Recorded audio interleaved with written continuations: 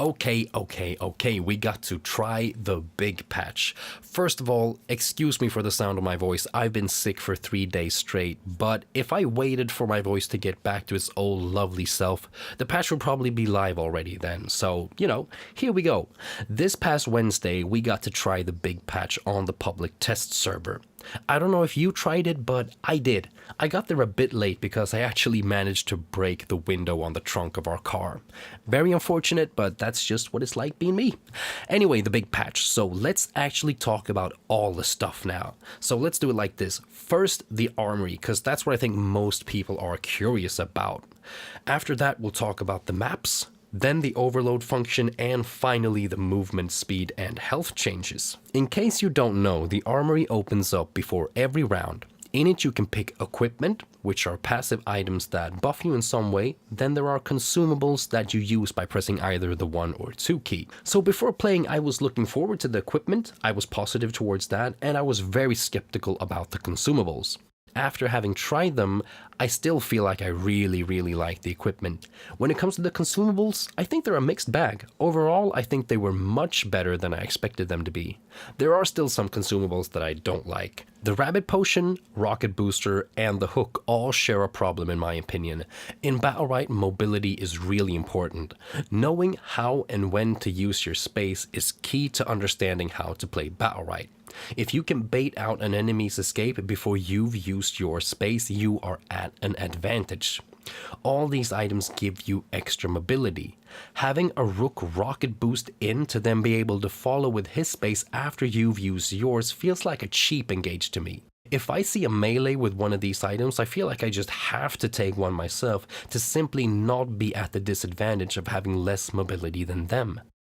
I also have a problem with the explosive barrels as a consumable. Having a big AoE burst damage that lights up a huge portion of the map just wasn't fun to me. On the other hand, the consumables that gave your team a haste, the vampire potion, the meteor, to name a few, were great in my opinion. I've seen some people say that the vamp potion was way too strong, but that's just a matter of tuning down the numbers. In the same vein, I would probably prefer if the meteors were a bit smaller, but maybe that's just me. And those things can be fixed easily just by tweaking the numbers a bit. The problem with the aforementioned mobility items aren't about numbers.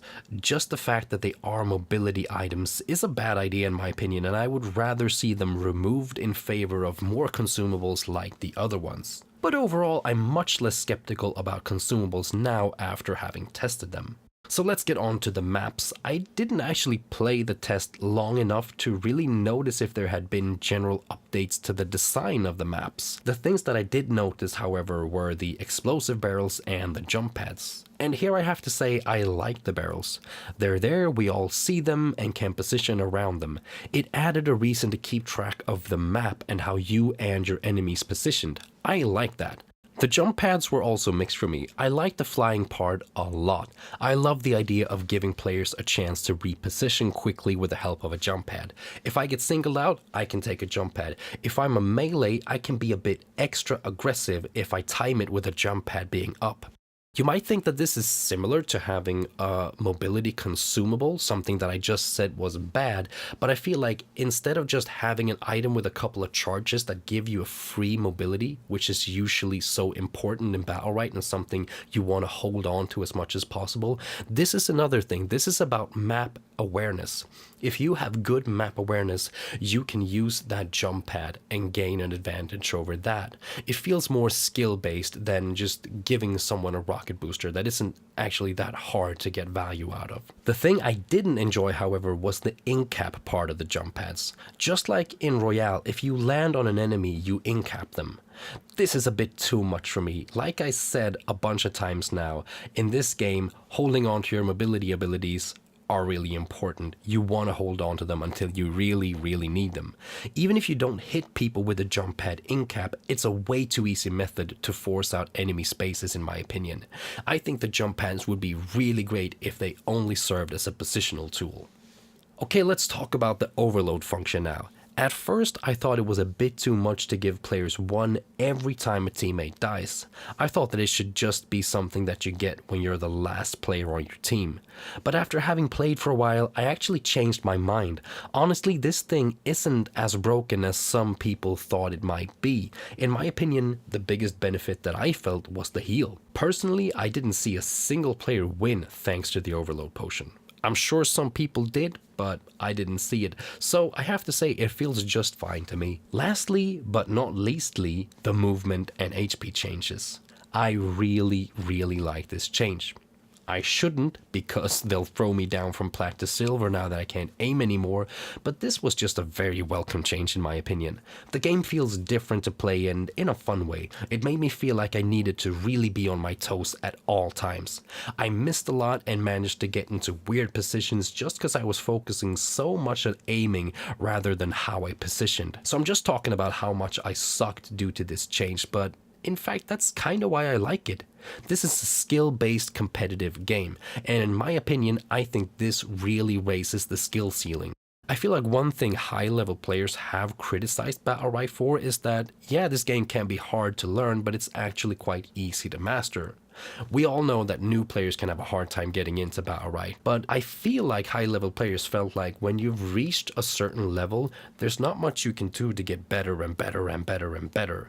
Like all pro players I've talked to almost would agree that this game is much more about compositions than individual skill, and I think this change actually addresses that issue. I don't know if this patch will solve any problem about this game being hard for new players to get into. I guess new players will have to evaluate that. When it comes to the HP changes, it became really noticeable in one game where I played a 2v2 as Thorn versus a Blossom and an Alicia.